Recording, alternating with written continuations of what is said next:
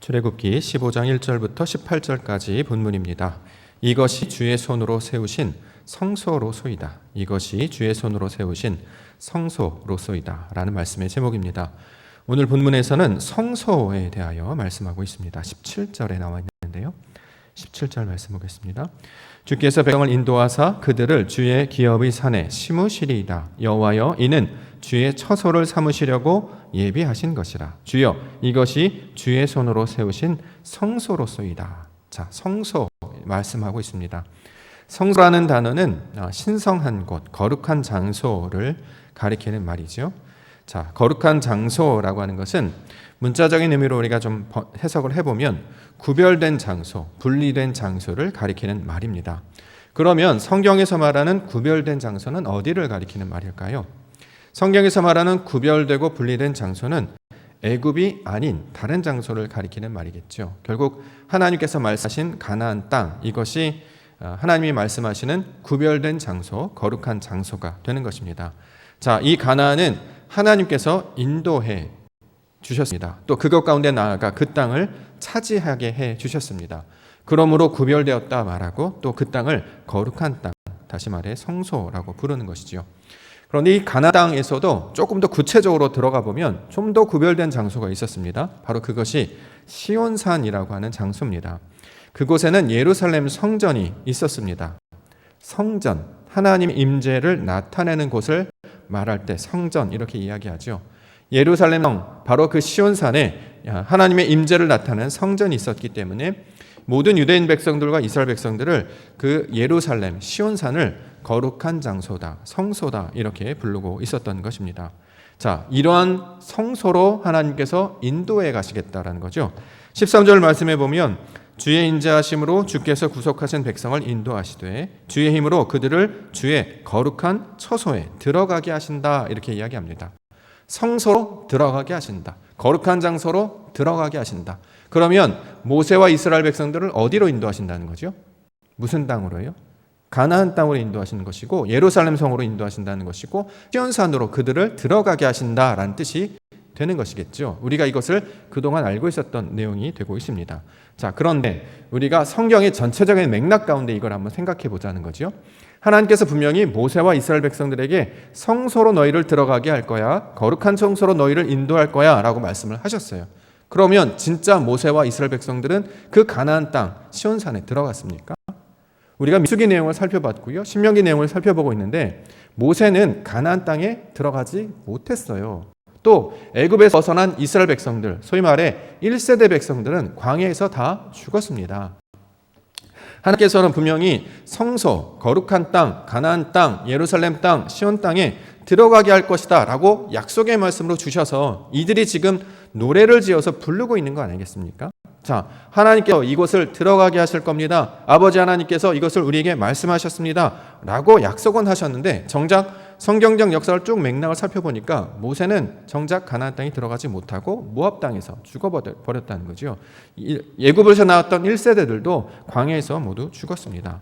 그러면 지금 하나님께서 약속하셨지만 그것이 이루어지지 않는 내용을 노래하고 있는 내용이 되고 있지 않습니까? 이렇기 때문에 우리가 이 내용을 문자적으로나 또는 역사적 사실에 근거하지만 그 의미를 우리가 살펴보고자 한다라는 거죠. 2021년도 주제가 진리였어요. 진리라고 하는 것은 하나님이 주시는 그 말씀 안에 담겨진 뜻을 우리가 해석하는 것입니다. 예수님께서 하셨던 방식이죠. 산상수훈에서 말씀을 가르쳐 주셨어요. 너희가 들었던 그 십계명이 바로 이러한 뜻이다라고 다시 번역해 주시고 해석해 주셨다는 거죠. 왜냐하면 말씀을 그대로 받으면 사람들은 그 말씀을 그대로 따르려고 하는데 그대로 따르려고 주는 것이 아닙니다. 왜냐하면 우리는 그거를 그대로 감당할 능력이 없기 때문입니다. 무언가를 하라라는 말을 줬어요. 그럼 우리 보러 하라는 것이 아니라요, 하나님께서 그렇게 너희에게 하실 것이다 라는 약속의 말씀으로 들려주셨다라는 거죠. 그러므로 오늘 주시고 있는 성소에 들어가다라는 거 하는 표현을 문자적으로 또는 우리가 그동안 알았던 개혁주의적 설교 방식으로 이해하지 않고 진리적 관점으로 다시 해석해 보고자 합니다. 우리가 이제 금요일 날에도 이제 성민이라는 단어를 다시 한번 해석해 봤는데요. 마찬가지 개념입니다. 성소라는 뜻도 무슨 뜻이냐면 구별된 장소, 분리된 지역이라는 뜻을 가지고 있지만 이것은 우리 눈에 보이는 특정한 물리적인 땅이나 위치를 가리키는 말이 아니었어요. 어떤 장소나 위치를 말하는 것은 어떤 땅을 너에게 가겠다라는 것이 아니라 하나님께서 우리 가운데 역사하시는 그 영적인 상태가 이러한 모양이 될 것이다 라고 약속해 주시는 설명의 내용이 되고 있다라는 거죠. 그러면 성소라고 하는 말, 우리가 이제 히브리어 이제 단어들 몇 개들 있습니다만 그 중에서 조금 익혀주면 좋겠던 단어가 바로 거룩하다라는 뜻입니다. 카도시라는 단어를 사용하고 있는데요. 이 카도시라는 단어는 거룩하다라는 뜻을 갖고 있습니다만 그 본래적 의미, 무엇이 거룩한 것이냐, 무엇이 구별된 것이냐, 무엇이 분별된 것이냐라고 할 때 그 뜻은 하나님과 연합한 상태가 되어야 이걸 구별되었다, 거룩하다라는 거죠. 특정 저 땅이 있는 것이 아니에요. 물리적으로 우리 눈에 보이는 저기가 더 깨끗하고 좋은 곳이다 이런 것이 아니라 하나님이 말씀하시는 그 하나님의 말씀과 연합한 상태가 되어야 이거를 하나님께서 말하는 거룩하다, 구별되었다라고 이야기한다는 거죠. 우리가 이걸 믿음의 눈으로, 진리의 눈으로 봐야 한다라는 것입니다. 실제로 우리가 금요일 날 신명기 26장 19절에 여호와의 성민이라는 말씀을 살펴본 적이 있습니다. 여호와의 성민이 되게 하시겠다 이렇게 말씀해 주셨죠. 자, 여호와의 성민, 거룩한 백성이라는 뜻이에요. 자, 그래서 신분이나 지위를 말하는 것이 아니었죠. 유대인이 되라는 말씀이 아니고 그 거룩한 말씀이 된다라고 하는 것은 하나님의 말씀과 연합한 그 레위와 같은 상태가 되는 것을 거룩한 자녀다라고 말한다는 거죠. 혈통적으로 내가 유대인 출신이다, 내가 율법을 잘 지킨다고 해서 거룩한 백성이 되는 것이 아니라 하나님이 주신 그 말씀이 뜻이 무엇인지를 깨닫고 그 말씀을 내가 간직하면 그러면 너는 거룩한 백성, 그걸 여호와의 백성이라고 이야기하는 것이야 라고 하는 것처럼 여기서 말하고 있는 성소도 여기라고도 말하지 않고 저기라고도 말하지 않고 천국은 바로 너희 가운데 있다라고 말씀하신 우리 자신을 가리키는 말이 되고 있다는 거죠. 이것을 성소라고 이야기하고 이 성소로 너희를 들어가게 하겠다. 이런 들어간다는 것은 그러한 성질로 너희를 바꾸시겠다라는 거예요. 하나님의 나라가 우리 안에 침노하여 들어와서 하나님이 다스리신 땅이 되게 하겠다라는 말씀이 된다라는 거죠. 그래서 모세가 뭐라고 이야기하냐면 이것이 주의 손으로 세우신 성소로소이다 라고 주신 말씀은 성도들을 가리키고 있는 말입니다. 가나안 땅도 아니고 예루살렘 땅도 아니고 시온산도 아니에요. 물론 그것을 지나갔죠. 그러나 궁극적으로는 너희가 하나님의 거룩한 백성이 바로 하나님께서 원하시는 그 성소가 되는 것이야, 거룩한 자들이 되는 것이야, 아름다운 주의 백성들이 되는 것이다 라고 말씀하고 있다라는 것입니다. 고린도전서 3장 16절 너희는 너희가 하나님의 성전인 것과 하나님의 성령이 너희 안에 계시는 것을 알지 못하느냐.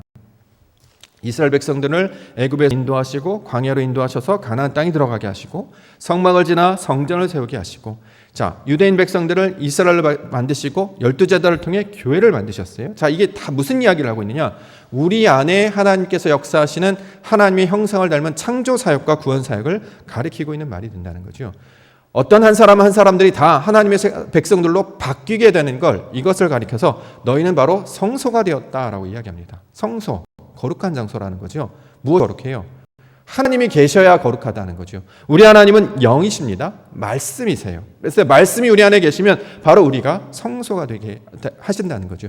그래서 성경의 모든 내용이 봐라, 너희가 바로 나의 성소야. 내가 너희 안에 거할 거야. 내가 너희의 거룩한 백성이, 너희는 너의 하나님이 될 것이고 너희는 나의 거룩한 백성이 될 것이다 라고 주시는 말씀의 내용이 된다라는 것입니다. 그래서 우리 이런 말씀 우리가 자꾸 살펴보는 이유는 무엇이냐면 원래 주시고 있는 그 말씀, 원래 주신 어떤 상황이 있으면 그 상황이 안에 담겨져 있는 하나님의 뜻을 날마다 찾는 연습을 우리가 해야 된다는 거예요. 그냥 우리가 들었어요. 그런가 보네. 끝나면 안 되고요. 왜 그런 것이지? 왜 이 말씀을 듣게 하는 것이지? 하나님이 원하신 뜻이 뭐야? 이걸 날마다 우리가 찾고 구해야 된다는 거죠. 그래야 성소가 된다는 거예요. 하나님의 뜻과 똑같은 결합하고 완전한 자가 된다는 뜻으로 오늘 말씀을 주고 있습니다. 예를 한번 들어볼게요. 오늘 여러분들이 오신 교회가 있습니다. 어디죠? 옥토교회로 왔어요. 우리는 옥토교회를 다닌다 이렇게 얘기합니다. 옥토를 다닌다라고 했을 때 옥토교회를 다닌다라고 하면 명칭이나 지역이나 석천동에 있는 그 교회를 왔다 갔다 하는 걸 가리키는 말이 아니겠죠. 하나님께서 우리에게 교회를 다니라고 말씀하셨어요. 근데 하필이면 옥토교회가 됐네요. 그럼 옥토교회를 다니는 건 저기에 성은교회도 있고 용산교회도 있고 뭐 신현교회도 있고 제가 지났던 중림교회도 있고 제가 사역했던 교회들인데요. 지금 이제 옥토교회 다니고 있습니다. 그러면 그런 교회들 중에 하나를 섬기는 게 아니고요. 옥토라고 주시는 그 이름의 뜻이 너희가 하나님께서 주신 뜻이 될 것이다. 그 이름을 찾아야 된다라는 거예요. 이걸 우리가 생각해 보자는 거죠. 옥토를 왔다 갔다 하는 게 아니라 너희가 바로 그 옥토가 되어야 돼. 이 말씀을 하나님께서 우리에게 들려주시는 말씀으로 새겨야 한다라는 것입니다. 단지 어떤 교회 중에 하나를 다니는 것이 무슨 의미가 있겠습니까? 이 주변에 큰 교회들, 여러 교회들, 우리가 섬겼던 교회들 많습니다. 그러나 중요한 것은 교회를 왔다 갔다 하는 그 횟수와 연수가 중요한 게 아니라 하나님이 주신 그 뜻으로 내가 변화되고 있는가? 하나님께서 말씀하신 그 뜻으로 내가 깨달아 알고 있는가? 그래야 하나님과 연합한 자가 된다라는 거죠. 의도하든 의도하지 않든 우리는 우리도 모르게 하나님의 걸음을 따라서 교회를 다니게 하십니다. 지금까지 다니셨던 교회 또는 섬기셨던 교회라면 쭉 생각을 해보십시오. 어떤 분들은 하나의 교회를 섬기셨던 분들도 있고요. 어떤 분들은 이사 가시거나 직장 문제로 또는 어떤 상황이 생겨요. 어쩔 수 없이 바뀌게 되는 상황이 벌어지게 돼요. 그런데 처음에 이걸 거부하죠. 왜냐하면 우리는 친척 아비 집에서 사는 것을 익숙해 하기 때문입니다. 거기에 있다라는 거죠. 그런데 새로운 곳으로 나가면 불편해요. 낯설고 어렵다는 거죠. 그럼 우리가 이걸 해석해 보는 거예요. 하나님께서 왜 우리에게 이렇게 교회를 다니게 하시고, 왜 우리가 코로나 때문에 온라인으로 예배를 드리게 하시고, 왜 또 다시 모이게 하시는가? 하나하나에 다 아버지 하나님이 담겨둔 뜻이 있다라는 거죠. 그 뜻을 늘 우리가 구하고 무엇일까를 묵상하는 자들이 바로 하나님의 거룩한 백성들이 된다라는 것이에요. 성경에서 정한 동물과 부정한 동물을 나누는 기준 중에 하나가 뭐냐면 되새김을 하느냐 그렇지 않느냐예요. 이걸 왜 그렇게 하냐면 이 하나님께서 말씀을 꼴을 되새기는 걸 갖고 우리에게 뭔가 가르치신다는 거죠. 이전에는 되새기는 동물은 정한 동물, 되새김을 하지 않는 동물은 부정한 동물. 그래서 이거는 제물도 드릴 수 있고 이거는 제물 드릴 수 없고 먹을 수 없고 이렇게만 여겼는데 그건 먹고 안 먹고를 가리키는 말이 아니라 되새김이 무엇인지를 가르쳐준다는 거죠. 자, 되새김이 무엇이냐? 묵상하다라는 뜻이에요. 하나님께서 우리에게 어떤 상황을 펼쳐주시거나 또는 말씀을 통해서 어떤 내용을 듣게 하셔요. 그러면 어떻게 해요? 되새기셔야 된다는 거죠. 무슨 뜻이지? 옥토가 된다는 게 무슨 뜻이야? 오늘 보니까 성소가 된다는데 성소리 나아가는 게 아니고요. 우리가 바로 성소라는데 하나님께서 거실 처소가 된다는 거예요. 내 안에 어떻게 하나님이 계시지? 말씀으로 계신다고? 그럼 내가 말씀으로 산다는 건 어떤 뜻일까? 날마다 그걸 묵상하면서 살아가는 거예요. 되새기고 그러면 어느 순간 그 안에서 신에게 그 진짜가 나와서 우리를 살찌게 하고 그 말씀을 붙잡고 나아가는 자들에게 언젠가 그 영광이 나타나게 되는 경험을 우리 가운데 보여주신다는 거죠. 그래서 기독교는 종교가 될 수 없습니다. 왜냐하면 진리이기 때문에 그래요. 사회에서 실제적으로 역사하시는 하나님의 역사가 나타나고 있기 때문에 이걸 믿음으로 깨닫는 자들은 절대 종교적인 생활로 행위로 이것을 치부할 수 없다라는 것입니다. 하나님께서 우리에게 말씀을 들려주세요. 그 뜻 가운데 거하게 하십니다. 그래서 하나님의 뜻을 알아서 이게 바로 하나님의 뜻이군요 라고 하면 그것을 성소가 되었구나 라고 말씀하신다는 거죠. 저와 여러분들을 그런 존재로 만드시겠다는 것이 성경의 선포예요. 옥토교회를 그냥 다녔는데 우연히 왔다고요? 아니요. 옥토로 만드시겠다고 하는 하나님의 뜻이 된다라는 거죠. 내가 하나님의 말씀의 땅 되고 싶어요. 애굽에 살아서 그냥 조금만 수고해서 노력하거나 애쓰면 그렇게 뭔가를 얻어지는 세상에 보여지는 것을 쫓아 사는 것이 아니라 하나님께서 비를 내려주시지 않으면 말씀을 먹여주시지 않으면 감당할 수 없는 땅이 바로 이 옥토의 땅이다라는 거죠. 그래서 사람에는 보이지 않지만 하나님의 그 영적인 눈으로 우리의 속사람이 완전하게 바뀌어서 하나님의 성품과 닮아지는 것. 그래서 우리에게 보여주신 그 예수 그리스도의 모양과 형상을 닮은 자로 살아가는 것을 옥토, 성소 이렇게 부르고 있다라는 것입니다. 오늘 주시는 그 성소의 의미를 다시 한번 우리가 기억하고 항상 하나님이 주신 뜻이 무엇일까? 왜 이런 말씀을 나에게 주셨을까? 아버지 하나님 그럼 내게 원하시는 것이 뭘까요? 이것을 항상 구하고 찾으시는 우리 믿음의 성도님들 되시기를 소망합니다. 자, 말씀을 살펴보도록 하겠습니다. 첫 번째 주시는 말씀은 모세 노래라는 단어입니다. 우리가 15장 보고 있는데요. 15장 1절 바로 위에 보면 파란색으로 제목이 붙어 있어요. 그 제목이 뭐죠? 모세의 노래 이렇게 제목이 붙어져 있습니다. 근데 이것은 따로 구분을 했기 때문에 마치 제목처럼 이렇게 썼는데 이건 제목이 아니고 원래 이 문장 안에 구절로 원어를 살펴보면 구절 안에 들어가 있습니다. 대표적인 시편들이죠. 시편에 보면 항상 표제어가 있어요. 이건 제목을 가리키는 말이 아니고 히브리어 성경을 보시면 1절 딱 그 안에 들어가 있어요. 성경의 말씀 안에 들어가 있는 내용입니다. 왜 그렇게 제목처럼 보여졌냐면 이 전체의 내용이 제목을 말하는 게 아니라 이 전체 그 문장이 어떤 내용인 것을 우리에게 전해주신 하나의 방향, 키워드, 서시 같은, 서론과 같은 그런 역할을 한다는 거죠. 그렇기 때문에 이 모세 노래라고 하는 것을 가장 먼저 무슨 뜻인지를 우리가 이해하고 보아야 이 본문의 내용을 이해할 수 있게 됩니다. 자, 모세 노래 이렇게 번역을 해놨어요. 그럼 우리가 보통 모세 노래 그러면 어떻게 이해가 되시죠? 모세가 지은 노래라는 것인가? 아니면 모세가 부르는 노래라는 것인가? 조금 더 가다 보면 이스라엘 백성들이 여호와께 불렀다 이렇게 번역을 했어요. 그러면 우리에게 하나님은 높고 높으시네, 강강수월래하듯이 높고 높으시네, 하나님 최고네, 이런 노래를 우리에게 부르라고 주신 것인가? 우리가 이제 보통 이렇게 이야기한다는 거죠. 노래가 원래 우리가 알고 있는 개념이 그거기 때문이죠. 그런데 성경은 무슨 내용을 말하냐면 어떤 단어가 나오면 그 단어를 우리한테 하고 주신 게 아니라는 거예요. 우리가 늘 이걸 주의해야 됩니다.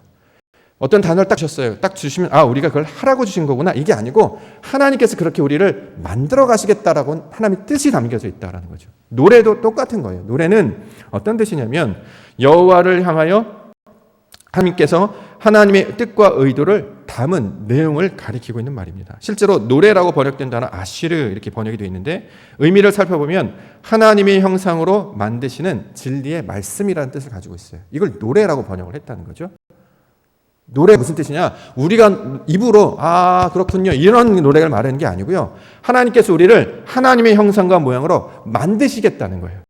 그걸 우리를 노래라고 지금 번역을 했다라는 거죠. 그래서 노래는 우리가 뭔가를 부르는 것이 아니고 하나님께서 우리를 뭐라고 얘기하냐? 너희가 나의 노래야 이렇게 얘기하는 거예요. 하나님께서 하나님의 형상으로 너희를 바꿔 가실 거야. 그게 바로 노래야 이런 뜻으로 이야기하고 있습니다. 자, 신명기 26장 19절 아까 살펴봤던 본문인데요. 그런즉 여호와께서 너를 그 지으신 모든 민족 위에 뛰어나게 하사 찬송과 명예와 영광을 삼으시고, 찬송을 부르게 하고 명예가 되게 하고 이게 아니라 찬송을 삼으셨대요. 우리를 노래로 삼으신 거예요. 빌립보서 1장 11절 예수 그리스도로 말미암아 의의 열매가 가득하여 하나님의 영광과 찬송이 되기를 원하도다. 찬송이 되는 거예요. 찬송을 부르는 게 아니고 찬송을 하는 것이 아니고 우리가 하나님의 노래가 된다는 거죠. 하나님의 노래가 된다는 건 무슨 뜻입니까? 그 노래가 무슨 뜻이에요? 하나님의 형상을 닮은 자로 만드시겠다는 거예요. 그래서 이걸 노래라고 부른다는 거죠. 오늘 아까 우리 권사님과 집사님 찬양하셨어요. 참 좋으신 주님, 귀하신 나의 주, 늘 가까이 계시니 나 두려움 없네. 내 영이 고날 때, 내 마음 낙심될 때, 내 품에 안기리 주님 말씀하셨네. 우리가 이거 노래로 불렀습니다. 근데 성경의 노래는 무슨 뜻이에요? 하나님께서 그러한 존재로 우리를 만드시겠다라는 하나님의 계획에 대한 말씀이었다는 거예요. 그러면 참 좋으신 주님, 귀하신 나의 주라는 것은 내가 그런 존재를 깨달았기 때문에 나오는 고백이 될 수밖에 없다라는 거예요. 속 사람은 변하지 않았는데 하나님이 어떠한 분이신지 전혀 알지 못하는데 그분이 좋다는지 안 좋다는지 어떻게 알죠? 어떻게 좋다, 좋으신 주님 이렇게 고백할 수 있는 것입니까? 귀하다, 안 귀하다를 어떻게 할 수 있는 것이죠? 늘 가까이 계시니 두려움 없네라는 고백을 어떻게 하게 돼요? 내 안에 하나님의 말씀이 들어와서 정말 그렇게 될 것이라는 확신과 소망이 생겼기 때문이에요. 그래서 이것을 노래라고 번역을 했다는 거죠. 아버지 하나님의 영광이 아버지 하나님의 찬송으로 우리를 만드셔서 너희가 바로 나의 노래가 되게 할 것이다 라는 약속의 말씀이 오늘 모세의 노래라고 주시는 그 제목의 내용입니다. 모세의 노래라는 뜻은 무슨 뜻이냐면 모세라는 단어도 우리가 이해할 필요가 있어요. 모세는 인물을 가리키는 말로 우리가 이해해 왔습니다. 이게 지금까지 우리가 받았던 내용이죠. 근데 진리적 관점으로 모세를 살펴보면 모세는 무슨 뜻이냐면 말씀이라는 뜻이잖아요. 말씀의 형상이라는 뜻이에요. 그래서 나중에 모세는 무엇을 예표합니까? 이 가운데 육신으로 오신 그 하나님을 형상화하죠. 말씀 나타난 모세가 그 율법으로 나타난 모세면 이 땅 가운데 진리로 나타나신 예수 그리스도를 바로 예표하는 모양이 바로 모세가 되는 것입니다. 그러면 모세의 노래라고 하는 것은 그 말씀의 형상으로 하나님께서 우리를 만들어 가시겠구나라고 하는 약속의 말씀으로 시작하고 있다라는 거죠. 자, 본문에 그러면 우리가 부르고 지금까지 우리가 막 노래를 하면 하나님이 기뻐하시 그것으로 알고 있었는데 반대의 개념이라는 거예요. 하나님께서 우리를 너희가 나의 모습으로 변하게 되는 그런 모습들로 기대하는 하나님의 대상이 된다. 그런 원하는 존재가 되었다라는 말씀입니다. 이사야 43장 21절 이 백성은 내가 나를 위하여 지었나니 나를 찬송하게 하려 함이니라. 우리가 이제 자주 들었던 말씀입니다. 하나님께서 우리를 지으셨대요. 왜요? 찬송하게 하려고. 그러면 노래를 부르라고 이렇게 우리가 이해했다는 거죠. 여태까지는. 물론 필요합니다. 근데 중요한 것은 그 의미가 무엇이냐면 이걸 본문의 내용을 해석하면 나의 찬송으로 나타나게 할 것이다 이런 뜻이에요. 우리가 하나님의 노래가 되었어요. 노래가 무슨 뜻이라고요? 형상이란 뜻이죠. 아버지의 성소라는 뜻이에요. 너희가 나의 모양이야. 너희가 나의 모양과 똑같은 모양으로 너희를 그렇게 만들어 갈 거야. 그래서 내 찬송이 되게 할 거다라고 하는 말씀이 이 찬송하게 하다라의 원래 뜻이 되고 있습니다. 그러면 우리가 어떤 노래를 해야 하나님께서 받으실까요? 빠른 노래를 해야 될까요? 천천한 노래, 신나는 노래, 새 노래, 옛날 노래, 아니면 요즘에 유행한 딴따단따 하는 그런 트로트 노래? 그런 노래 말하는 게 아니라 우리 존재가 변하게 되면 그냥 우리 자체가 노래가 된다라는 거예요. 그렇기 때문에 물론 우리 사람의 눈으로 생각할 때 뭐 음이 맞거나 화음이 맞거나 뭐 기술적으로 뛰어나거나 이러면 이제 더 유쾌하겠죠. 그런데 본질은 뭡니까? 우리가 바뀌게 되면 너희가 나의 노래가 되었구나라고 하나님께서 기뻐하셔서 이것을 영광과 찬송으로 삼으셨다. 영광과 찬송이 되게 하셨다라고 고백하게 한다라는 것입니다. 그러면 우리가 보통 그런 얘기하죠. 우리가 입술로 찬양하지 아니하고 내가 영으로 노래하기를 원합니다. 이런 고백을 우리 찬양대에서 찬양을 몇 번 했었습니다. 영으로 노래한다는 게 무슨 뜻이에요? 영으로 노래한다. 그냥 우리가 익숙했잖아요. 그런 단어를 많이 들었습니다. 근데 무슨 뜻이냐고요? 영어로 노래한다가. 영이 무슨 뜻이죠? 말씀이라는 뜻이죠. 노래가 무슨 뜻이에요? 하나님의 형상이라는 뜻이에요. 그러면 말씀으로 우리가 형상으로 변화되었다라는 뜻이에요. 이전에는 가사로만 들었어요. 입술로만 들었어요. 그런데 하나님의 뜻이 무엇인지를 온전히 깨닫는 백성이 되고 나니까 내 자체가 하나님의 노래가 되었습니다. 이것이 하나님의 형상과 똑같은 자, 아버지 하나님의 아들, 하나님의 거룩한 백성이 되었습니다. 주께서 기뻐하시는 그 아들 그리스도 예수의 모습을 담는 자가 되었습니다가 될 때 이것이 너에게 노래가 되었다 이렇게 말씀하고 있다는 거죠. 그러므로 하나님은요 항상 노래하시는 분이에요. 우리를 향해서 노래하십니다. 항상 우리에게 너는 나의 어여쁜 신부다. 너는 나의 어여쁜 백성이다. 내가 널 지키고 있고 내가 너를 함께하고 있고 이걸 말씀으로 들려주셨다는 거죠. 그걸 우리가 깨닫는 것이 하나님께서 주시는 이 성소가 되게 하는 목적이 되고 있습니다. 우리 노래하면 제일 먼저 떠오르는 우리 성경책 있죠. 아가서. 노래 개념이 많이 나오지 않습니까? 뭐 영어로 번역하면 Song of Songs, 노래 중에 노래, 뭐 이렇게 우리가 번역하기도 합니다만 여기서 이제 노래 부르는 자가 등장하지요. 노래 부르는 자가 솔로몬이다 이렇게 이야기를 나눕니다. 그러면 그 솔로몬이 노래하는 그 대상은 누굽니까? 여기에 술람미 여인이라고 이야기를 해요. 자, 술람미 여인은 무엇을 말하냐면 솔로몬의 여성형을 술람미라고 합니다.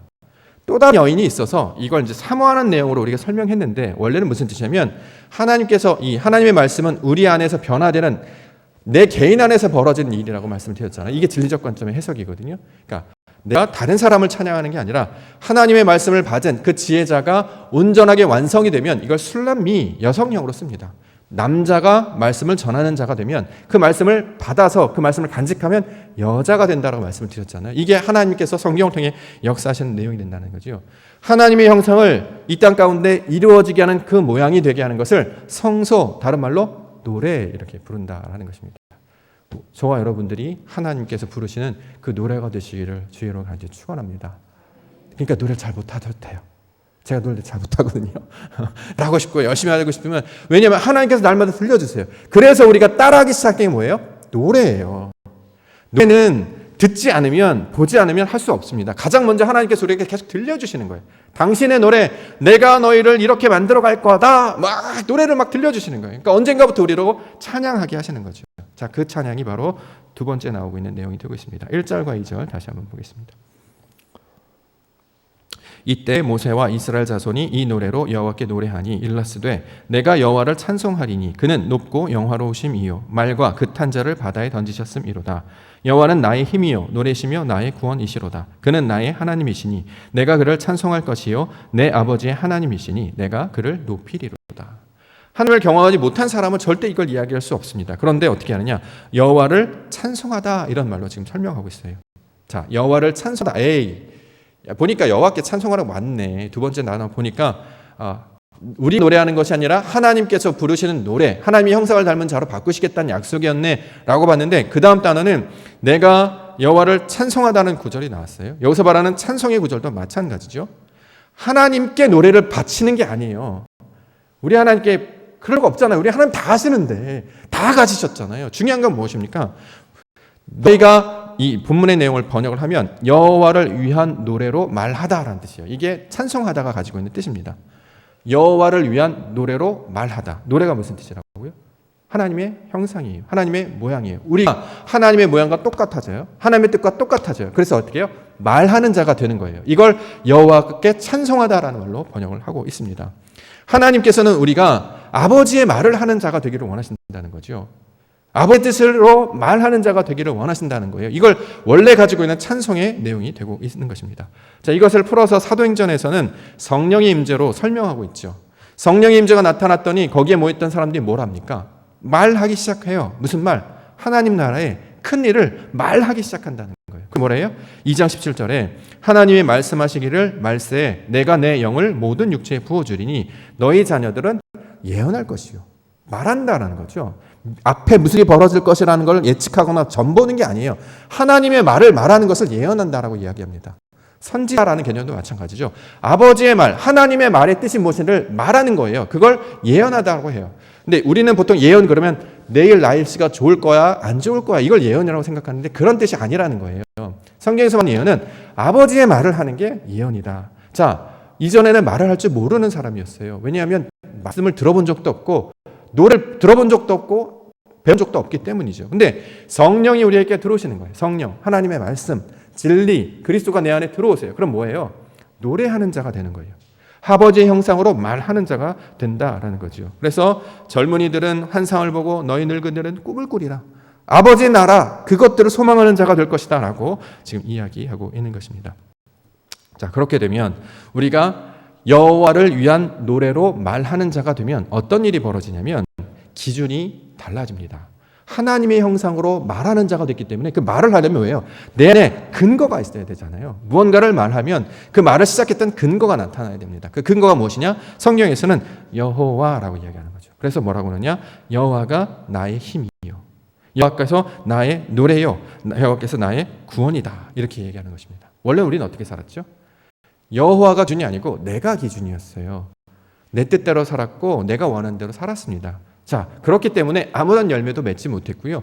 그 나마다 쓴물을 밖에서는 마시지도 못했습니다. 그래서 여기서 늘 굶주려 죽는구나, 늘 원망하고 불평하고 낙심하고 그렇게 미워하고 증오하고 싫어하고 그런 자들이었다는 거예요.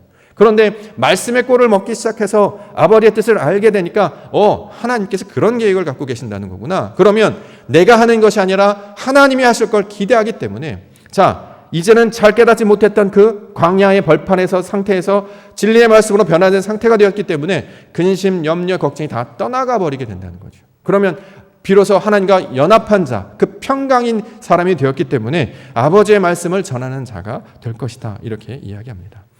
여기에 보면 내가 그를 찬송하다라는 말도 나오는데 찬송한 개념을 우리가 알아야 나중에 찬송을 하더라도 그 의미가 무엇인지를 온전히 알 수 있게 되는 거죠. 찬송은 음으로서 입술로 고백하는 것이 아니라 내 육신에 새겨지는 것을 가리키는 말이에요. 온몸으로, 그러니까 하나님께서 나타나시는 그 향기로 발하는 것. 다른 말로 하면 번제의 모양이 되겠죠. 모든 것들이 다 태워져서 하나님께 다 올려드리는 거예요. 유인의 것은 다 사라지고 하나님의 것만 하나님께 올려드리면 이걸 찬송하다라고 이야기한다는 거죠. 자, 이것을 지금 본문에서는 여호와의 나의 노래 이렇게 이야기하고 있는 것입니다. 하나님께서 우리에게 노래를 들려주시면 그래서 우리가 그 모양을 듣고 깨달아서 맞아요, 그렇게 되기를 원합니다. 그럼 우리가 비로소 노래가 돼서 말씀으로 나오기 시작하는데 그것은 입술의 고백만을 말하는 게 아니라는 거죠. 생각과 말과 행동이 모든 것이 하나님의 것으로 바뀌게 되기 때문에 아버지의 것을 말하는 자가 되는 것. 자, 이것을 찬송의 내용으로 이야기합니다. 이것을 우리가 시작해서 한 모양으로 다 보여주셨어요. 이 모든 내용을 이야기할 때 이 내용이 좀 어렵네. 무슨 말을 한다는 거지? 라고 드시면 어디로 가야 되시냐면 예수 그리스도로 가시면 딱 맞습니다. 예수님이 바로 그러한 분이셨잖아요. 자신의 뜻대로 하지 않고 하나님의 말씀을 따라서 모든 것들을 그분이 하실 걸 믿고 나의 모든 걸 던져내며 나아갔다는 거죠. 어디까지요? 십자가까지 나아갔다는 거예요. 그걸 가리켜서 노래, 찬송, 성소의 개념을 이야기한다는 거예요. 그럼 우리도 그러한 모양으로 하나님이 주시는 형상의 모습을 밟기 위해서 내가 하고자 했던 걸 내려놓고 주님 앞에 내어 맡길 때 이것이 바로 여호와께 찬송하는 자의 모습이 된다는 거죠. 음을 몰라도 돼요. 가사를 몰라도 돼요. 하나님께서 그렇게 하실 줄 믿습니다 라면 너는 지금 노래를 하고 있는 거야. 찬송인 거야. 이렇게 지금 이야기하고 있다는 거죠. 성경 모든 단어들은 다 하나님의 뜻을 우리에게 보여주시는 그림입니다. 그래서 그걸 보고 나도 저렇게 됐으면 좋겠다라고 하는 거예요. 아버지가 세상을 쫙 펼쳐 보여주셨어요. 그러면 암을 이렇게 데려와서 그 모양대로 부르는 게 이름이 되었다라고 하잖아요. 하나님께서 말씀하신 걸 보여주셔서 그 뜻이 무엇인지 알아서 그걸 말하면 그게 바로 우리에게 주시는 하나님의 형상, 하나님의 노래, 진리가 된다라는 거죠. 자, 이것을 우리 가운데 가르쳐주고 있습니다. 자, 이 일을 하시는 분이 누구냐? 성경은 여호와다 이렇게 말씀하는 거죠. 3절부터 5절까지 보겠습니다. 여호와는 용사니 여호와는 그의 이름이시로다. 그가 바로의 병거와 그의 군대를 바다에 던지시니 최고의 지휘관들이 홍해에 잠겼고 깊은 물이 그들을 덮으니 그들이 돌처럼 깊음 속에 가라앉았도다. 자, 여호와는 용사시다. 우리가 생각하는 장수를 가리키는 말이 아닙니다. 싸움꾼, 전쟁에 나가는 워리어 이런 말이 아니에요. 성경에서 말하는 용사는 무슨 뜻이냐면 말씀으로 만들어진 사람을 가리켜서 용사라고 부릅니다. 말씀으로 만들어졌으면 그걸 용사라고 번역을 했어요. 실제로 성경에서 우리가 이것을 깨닫게 하시기 위해서 전쟁이나 싸움은 육신의 싸움이 아니다라고 계속 성경은 설명을 하고 있잖아요. 분명히 이제 이스라엘 역사에 보면 싸우는 이야기도 나오고 전쟁에 관한 이야기도 나옵니다. 그건 실제로 너희도 그렇게 싸우라는 얘기가 아니라 우리 안에 내면에서 벌어진 영적 싸움이 무엇인지를 설명하는 과거로 이 내용을 우리 가운데 들려주신 것이죠. 에베소서 6장 12절부터 우리의 씨름은 혈과 육을 상대하는 것이 아니요 통치자들과 권세들과 이 어둠의 세상 주관자들과 하늘에 있는 악의 영들을 상대함이라. 그러므로 하나님의 전신갑주를 취하라. 이는 악한 날에 너희가 능히 대적하고 모든 일을 행한 후에 서기 위함이라. 자, 하나님께서 용사로 우리를 위해서 일하신다라는 뜻이 성경에선 용사의 내용이 되고 있습니다. 어떻게 싸우시는가? 원수를 부순다 이렇게 이야기하고 있죠. 6절에 여호와 주의 오른손이 권능으로 영광을 나타내시니이다. 여호와여 주의 오른손이 원수를 부수시니이다. 와, 원수 우리가 새벽 예배 때 자주 보았던 단어인데요. 원수 누구를 가리키는 말입니까? 여러분들의 원수는 누구십니까? 아버지 원수, 외나무 다리에서 만나는 그 원수는 누굽니까? 나를 미워했던, 나를 힘들게 했던 그 사람입니까? 아니에요. 성경은 뭐예요? 다 내 안에서 펼쳐진 영적 싸움에 관한 이야기라고 했죠. 그럼 원수는 누굽니까? 나예요, 나. 하나님의 말씀을 거부하려고 하는 옛사람을 가리켜서 원수 이렇게 부르는 거예요. 대적자라고 부른다는 거죠.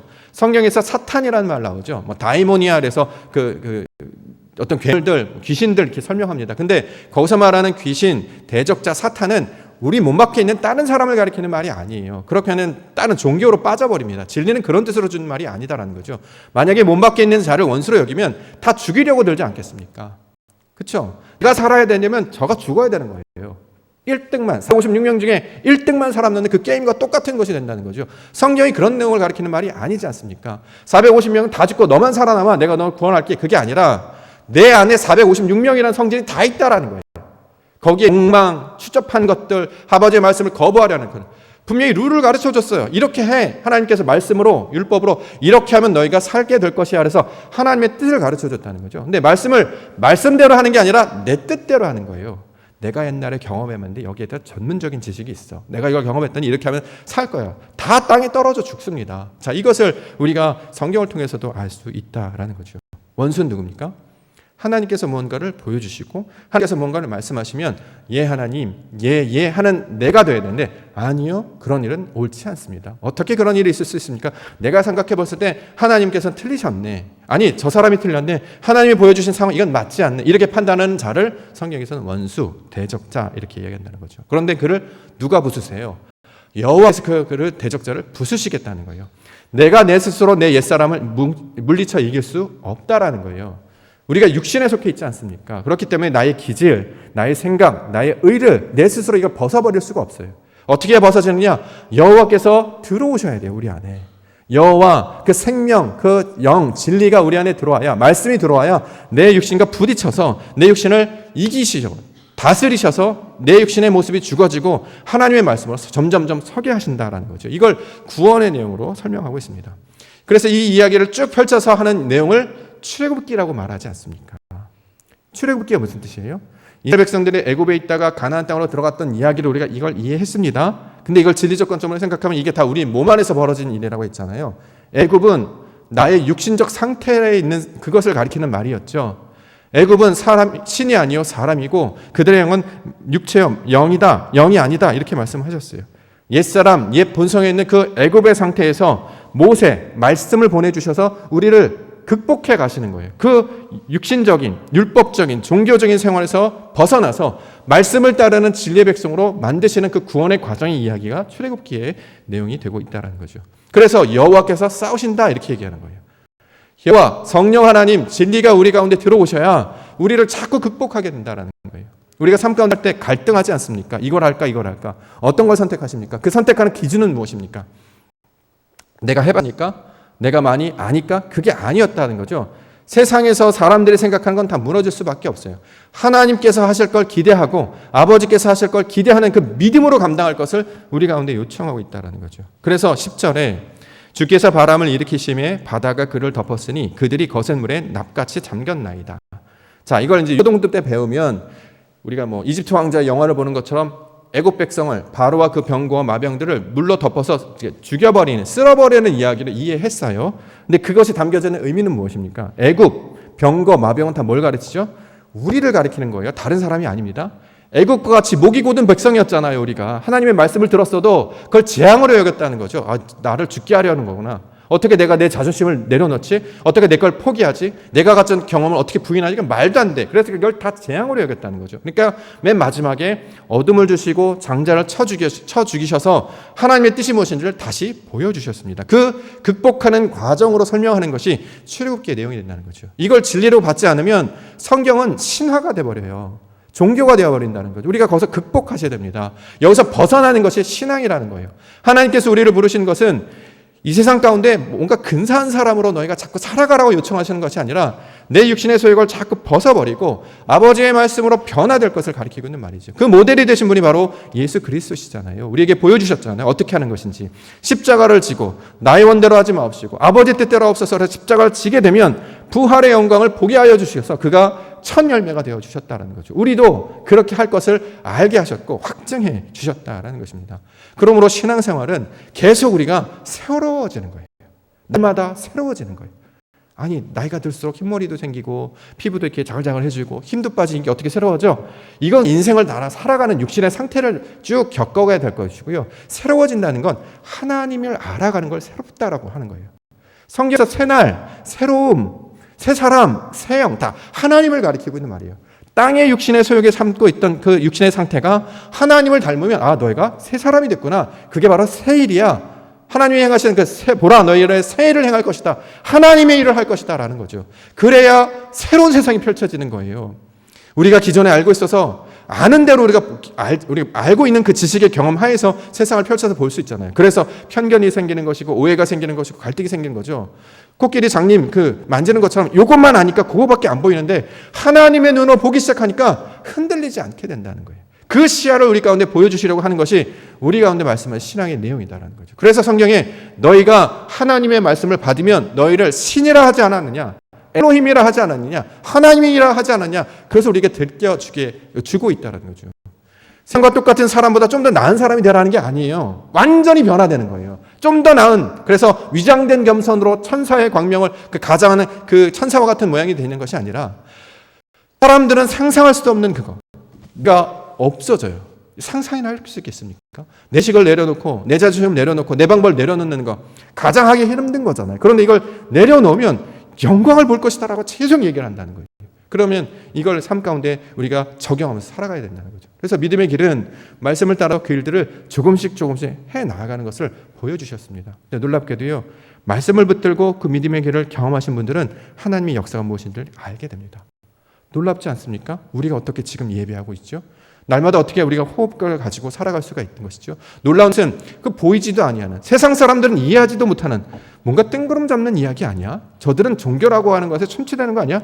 뭔 말인지 모르겠어. 이런 상태에 있는 비판을 받음에도 불구하고 말씀을 통해 역사하시는 그 분명한 진리를 우리에게는 선명하게 보여주셔서 이것이 사실임을 깨달아 알게 해주셨다는 거죠. 이게 기적이 아니고 무엇이겠습니까? 사람을 변화시키는 일 하나님께서 하실 수 있습니다. 결코 가지 않는 사람을요, 여호와께서, 그 말씀 하나님께서, 그 성령 하나님께서 하실 수 있다라는 거죠. 그래서 우리가 날마다 말씀을 전하고 말씀을 붙잡고 하는 것은 그것만이 방법이기 때문입니다. 사람이 입으로 바뀐다고요? 절대 그렇지 않아요. 더 무상하고요, 당신이나 잘하시오 이렇게 되지 비판이나 정죄나 이건 절대 바뀔 수 없고 오직 하나님의 영으로만 말씀으로만, 그 진리로만 우리를 새롭게 해 주신다. 이것을 말씀하고 있습니다. 그걸 가르쳐서 보십시오. 이것이 바로 당신의 성소입니다. 당신의 거룩한 백성입니다. 당신의 거룩한 하나님의 아들들입니다. 라고 이야기하고 있다는 거죠. 우리가 이 말씀을 붙잡고 하나님께서 하실 일을 기대하시는 우리 믿음의 성도님들 되시기를 원합니다. 세상에서 살아가는 가족들도 있고 해야 될 일들도 있고 직업도 있고요. 감당해야 될 여러 가지 일들이 있습니다. 이건 그냥 하는 것이고요. 그걸 통해서 아버지의 역사를 깨닫는 자가 되게 해주십시오. 이걸 날마다 간구하셔야 됩니다. 그래서요. 되새기셔야 돼요. 묵상한다라는 말이잖아요. 말씀을 딱 듣고 갔는데 다 기억이 나세요? 금방 우리가 다 잊어버려요. 그렇기 때문에 그게 이렇게 우리가 말씀 중에 들었던 개념이 있다면 그걸 말씀을 붙잡고 그게 뭐지? 왜 이 말씀을 듣게 하신 것이지? 하나님의 뜻이 뭘까? 이걸 날마다 묵상하셔야 된다는 거예요. 그래야 우리 안에 씨가 뿌려지는 것이 되고 그것이 계속 차곡 쌓이면 여기서 풀이 자라고 채소가 자라고 나무가 되어지게 된다는 것입니다. 그 생명나무로 자라게 하시는 것이 하나님께서 우리에게 말씀하신 뜻이 되고 있는 것입니다. 아버지의 형상을 닮은 자로 살아감으로 우리 안에 성령의 열매, 그 아버지의 영광을 날마다 나타내시는 우리 믿음의 백성들 되기를 원합니다. 세상으로서는 상상할 수도 없는 그 낮아짐, 그 하나님의 섬김을 배우는 자들이 바로 하나님의 백성인 줄 믿습니다.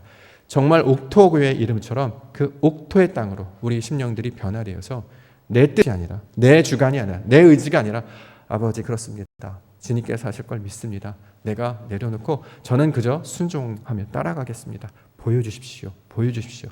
놀랍게도 그 마지막 순간에 아버지의 영광을 보여주시는 놀라운 은혜를 우리 가운데 펼쳐주실 줄 믿습니다. 이 말씀 붙잡고 살아가시는 우리 믿음의 성도님들 되시기를 주의로 간절히 축원합니다. 기도하겠습니다. 거룩하신 하나님, 백성들을 부르셔서 다시 하나님의 은혜가 무엇인지, 말씀이 무엇인지를 깨닫게 해주셨습니다. 그 진리 안에 자라가게 하여 주시옵소서. 하나님을 아는 것들로 채우시고 그 영광의 역사, 그것들을 소망하며 나아가는 믿음의 백성들 되게 하여 주시옵소서. 거룩하신 예수 그리스도 이름으로 간절히 기도올옵나이다. 아멘.